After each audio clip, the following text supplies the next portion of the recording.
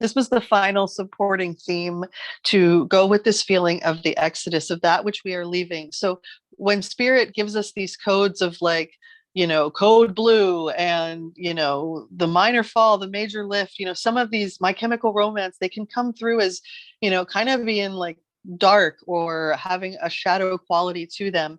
And that really is the quality of the lower fourth density, when we have to come up against both our personal and our collective nightmares.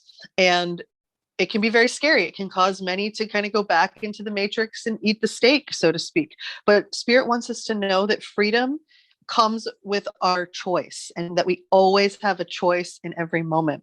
That right now we are moving through lessons that are helping us let go of the illusion that we are a victim in any way, knowing that we always have a choice in any and every situation.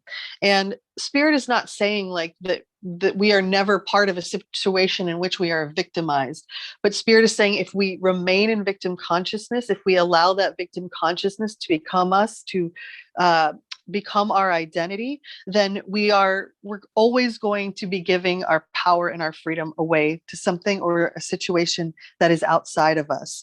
And so instead, we're being encouraged to take responsibility for the consequences of our choices, but to no longer hold on to any beliefs that we must suffer or endure circumstances of that choice. So taking responsibility for where we've been, who we've been, what we've done, but we're not going to carry that around like a heavy bag on our shoulders. We're going to say, hey, God, like, I didn't know any better. Take this from me and return it to grace. And the lyrics of this part of the reading were, every day's a new day. So in this space, spirit is saying that we have the power, that this freedom is available to us now. And often the mind will tell us, well, maybe when I retire, or maybe if it works out, if my partner says it's cool, but we aren't necessarily listening to what is the inner voice, what is our Holy Spirit within us asking, because often the Holy Spirit is asking us to do something that is not in alignment with groupthink. And so once we fully allow this reality, Spirit says we will automatically shift into experiencing greater control over our lives. So it's this inverse. The ego immediately goes into doubt, into am I, or how will I, or how could this possibly be?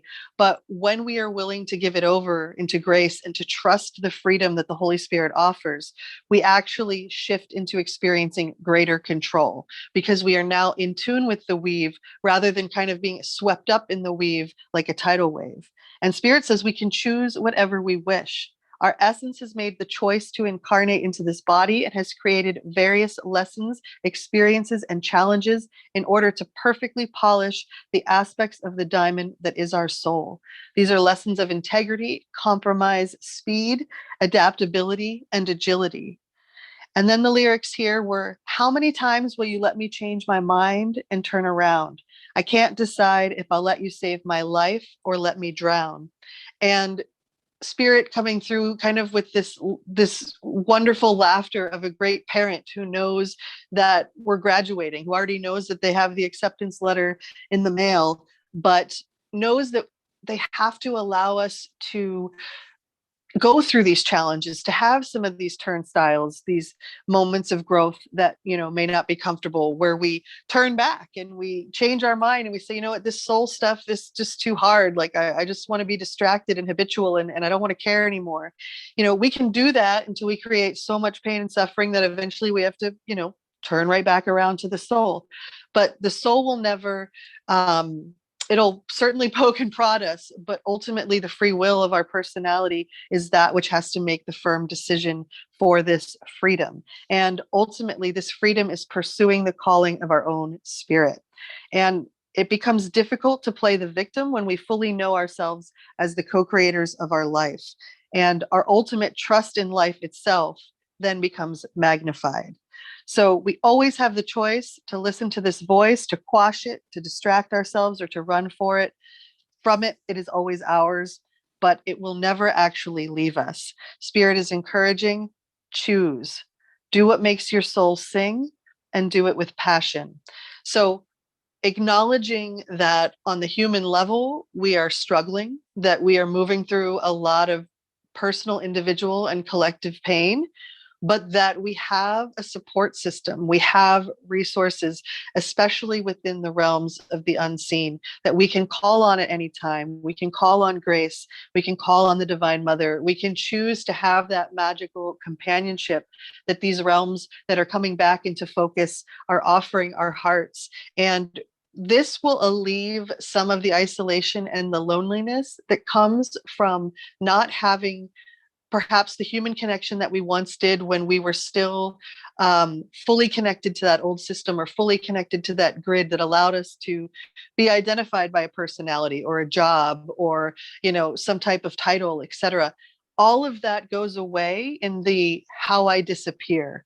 And so spirit kind of bringing us back around to those original codes, that this is all part of a process. And to the human, it can seem scary. It can even seem like we're, in dangerous, weaponized territory. But the soul has chosen this as its way to remember who it is. And we are all going to move through this metaphorical experience of death that Spirit has been talking about in our own ways. It's going to show up in our own lives, individually, through our own personal relationship and connection with God.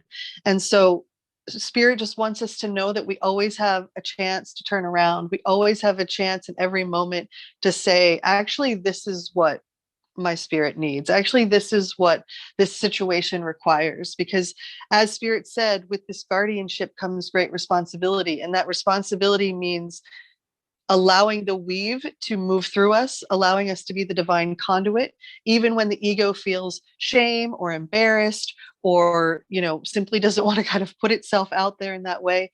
When we are following the Spirit, we are always in tune and in alignment with the holy presence of God. And so we are encouraged that we have this freedom of choice in every moment, and we have the support of these other systems, which we have not seen on earth in some time, to uplift us, hold us, and ultimately carry us forward to our destiny.